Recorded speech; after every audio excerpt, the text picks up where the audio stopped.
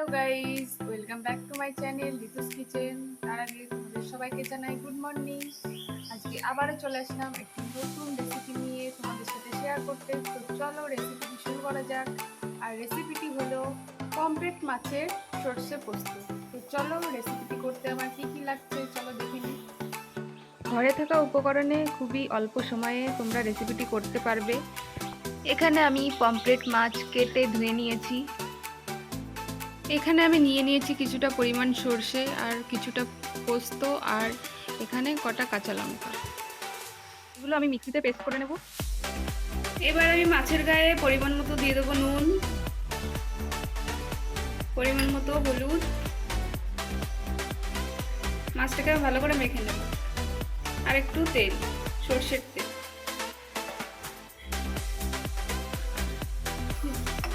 গ্যাসটা আমি অন করলাম, কড়াটা চাপিয়ে দিয়েছি। এবার কড়াটা গরম হতে দেবো।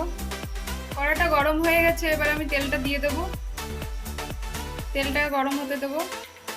তেলটা গরম হয়ে গেছে, এবার আমি মাছগুলো দিয়ে দেবো।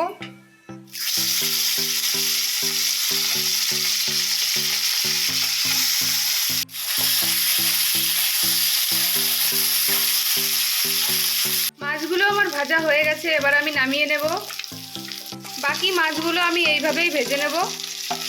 মাছটা আমি নামিয়ে নিয়েছি। ওই কড়াতে আমি পরিমাণ মতো তেল দিয়ে দেবো। তেলটা গরম হয়ে গেছে, এবার আমি দিয়ে দেবো শুকনো লঙ্কা আর একটা তেজপাতা। শুকনো লঙ্কাটা আমার ভাজা হয়ে গেছে, এবার আমি দিয়ে দেবো কালো জিরে। এবার আমি দিয়ে দেবো বেটে রাখা সর্ষে পোস্ত। আমি দিয়ে দেবো পরিমাণ মতো জল। এবার আমি দিয়ে দেবো পরিমাণ মতো হলুদ, পরিমাণ মতো নুন। নেড়ে চেড়ে নেব একটু। মশলাটা আমার কষানো হয়ে গেছে, এবার আমি দিয়ে দেবো পরিমাণ মতো জল।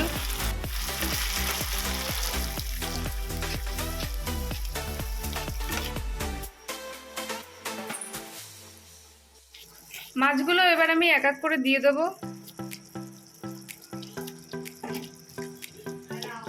গ্যাসটা হাই ফ্লেম করে আমি 2 মিনিট হতে দেবো।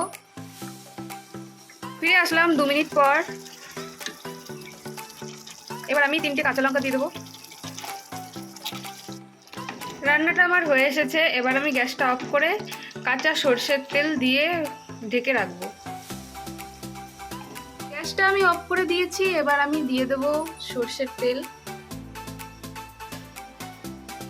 এবার আমি ঢেকে দেবো 2 মিনিট। এইভাবেই থাকবে। ফিরে আসলাম 2 মিনিট পর, এবার আমি সার্ভ করে দেখাবো তোমাদের।